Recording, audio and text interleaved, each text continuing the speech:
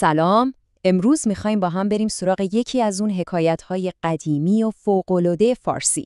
داستانی که در نگاه اول شاید خیلی ساده به نظر بیاد، اما وقتی عمیق میشیم میبینیم که پر از نکته‌های هوشمندانه در مورد استراتژی، صبر و قدرته. نکته‌هایی که به طرز عجیبی امروز هم به دردمون میخورن. خب، اگه آماده اید شروع کنیم. ببینید، داستان ما دقیقاً با همین بیت شعر قدرتمند شروع میشه. و این میدونید فقط یه توصیه ساده برای محتاط بودن نیست. نه، این یه اصل کاملا استراتژیکه. داره به ما میگه وقتی قدرت کافی نداری، اصلا نباید وارد درگیری مستقیم بشی. اما نکتهش اینجاست که میگه تسلیم هم نشو. به جاش منتظر بمون، شرایط رو عوض کن و دقیقاً در لحظه مناسب ضربتو بزن. این بیت شعر در واقع کلید اصلی برای فهمیدن تمام استراتژی اون مرد فقیر توی داستان ماست. خب بریم سراغ بخش اول داستان، پرتاب یک سنگ. جایی که یه اتفاق بظاهر خیلی کوچیک جرقه یه داستان خیلی بزرگ رو میزنه. خب صحنه رو تصور کنید. یه طرف ماجرا یه فرمانده قدرتمنده، کسی که هم مقام داره هم منصب و خب از این قدرتش برای زور گفتن به بقیه استفاده میکنه. طرف دیگه یه مرد فقیره. از نظر جایگاه اجتماعی شاید خیلی پایین باشه، اما یه اراده آروم و خیلی محکمی داره. دقیقاً همین تضاد قدرت، همین اختلاف طبقاتی داره صحنه رو برای اتفاقات بعدی آماده میکنه. و دقیقاً همین جاست که درگیری شروع میشه. فرمانده فقط از روی غرور و تکبر، بدون هیچ دلیل خاصی، یه سنگ برمی‌داره و پرت میکنه سمت مرد فقیر و سرش رو میشکنه. یه حرکت واقعاً بیرحمانه و تحقیرآمیز.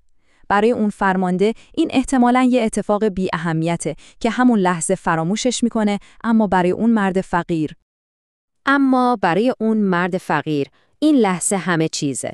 مشخصه که نمیتونه همونجا تلافی کنه، زورش نمیرسه، اما یه کار خیلی هوشمندانه تر انجام میده.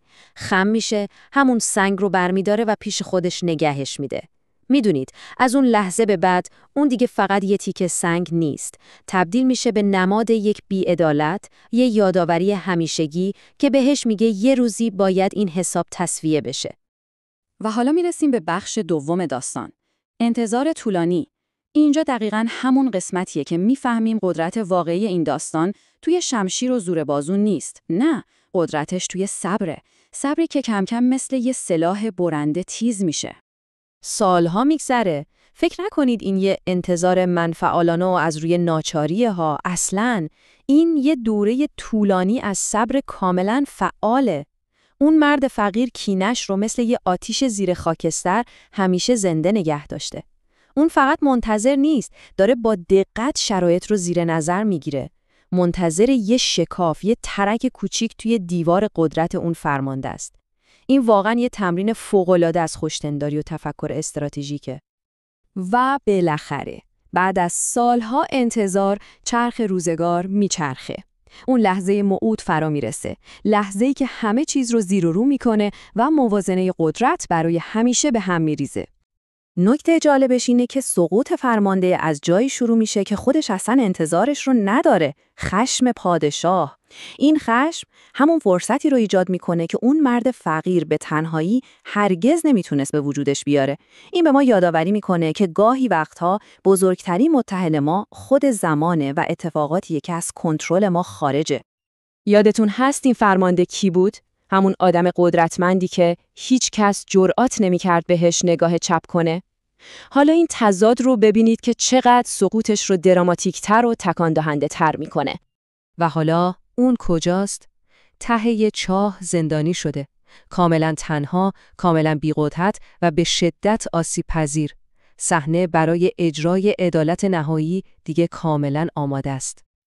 خب، حالا بیاین یه قدم از خود داستان فاصله بگیریم و ببینیم اوج ماجرا و اون پیام اصلی که توش نهفته است چیه. این لحظه اوج داستانه. مرد فقیر میره بالای چاه و از همون سنگی استفاده میکنه که سالها پیش به سرش خورده بود. ببینید، این دیگه فقط انتقام نیست. این یه جور اجرای عدالت شاعرانه و نمادینه. انگار خود اون سنگ حافظه اون روز تلخ رو با خودش حمل کرده و حالا برگشته. واقعا چیزی قدرتمندتر از این صحنه وجود داره؟ فرمانده که اون پایین افتاده کاملا گیج شده. اصلا اون اتفاق رو یادش نمیاد. این خودش نشون میده که اون عمل ظالمانه برای اون چقدر بی اهمیت و گذرا بوده، در حالی که برای مرد فقیر تمام این سالها رو تحت تأثیر قرار داده بود. و این جواب مرد فقیر مثل یه پتک گذشته رو میکوبه توی صورت حال فرمانده. من همون کسیم که سالها پیش با همین سنگ زدی تو سرم. دیگه هیچ شکی باقی نمیمونه. این یه تسویه حساب دقیق و کاملا حساب شده است، نه یه خشونت اتفاقی. حالا به سوال فرمانده دقت کنید. این همه مدت کجا بودی؟ این سوال اوج تکبر و طرز فکرش رو نشون میده. اصلا نمیتونه درک کنه چطور ممکنه کسی این همه سال برای انتقام صبر کرده باشه. توی دنیای اون قدرت یعنی اقدام فوری. اگه زورت میرسه همون لحظه کارت رو بکن. اصلا چیزی به اسم استراتژی صبر رو نمیفهمه. و اینجا مرد فقیر درس اصلی داستان رو خیلی واضح بهش میده. نکته حیاتی داستان هم دقیقاً همینه. این داستان در مورد ترس یا ضعف نیست، نه. در مورد هوش استراتژیک، درک زمانبندی درست و استفاده از فرصته. مرد فقیر صبر کرد تا موازنه قدرت کاملاً به نفعش تغییر کنه و درست همون موقع ضربش رو زد. شعر پایانی این حکایت کل این استراتژی رو برای ما خلاصه میکنه توی چند تا اصل کلیدی. اینها رو میشه مثل یه جور کتاب راهنمای عملی در نظر گرفت. راهنمایی برای وقتی که با یه قدرت برتر از خودمون روبرو میشیم، چه توی زندگی شخصیمون باشه و چه تو دنیای کار. خب، توی بخش آخر میخوایم این درس قدیمی رو برداریم و به یه استراتژی عملی و مدرن تبدیلش کنیم. چطور میشه واقعاً از صبر به عنوان یه سلاح استفاده کرد؟ مهمترین نکته اینه که دیگه به اون مرد فقیر به چشم یه قربانی بیچاره نگاه نکنیم. اصلاً اینطور نیست. اون یه استراتژیست ماهر بود که داشت یه بازی طولانی رو انجام میداد، درست مثل یه استاد شطرنج. صبرش یه حرکت کاملاً فعال، هوشمندانه و هدفمند بود. پس اگه بخوایم جمع‌بندی کنیم، میتونیم کل سفر این مرد رو توی یه فرایند 5 مرحله‌ای خلاصه کنیم. این مثل یه نقشه راه میمونه برای همه ما، برای اون وقتایی که شاید قدرت دست ما نباشه، اما اراده رسیدن به عدالت رو داریم. و در آخر، این حکایت قدیمی ما رو با یه سوال خیلی مدرن و عمیق تنها میذاره. سوال اینه که مرز بین صبر استراتژیک و فرصت سوزی دقیقاً کجاست؟ کی باید منتظر بمونیم و کی باید دست به کار بشیم؟ این سوالیه که جواب ساده و مشخصی نداره و شاید هر کدوم از ما باید توی موقعیت‌های مختلف زندگی جواب منحصر به فرد خودمون رو براش پیدا کنیم. خیلی ممنون که تا اینجا با من همراه بودید.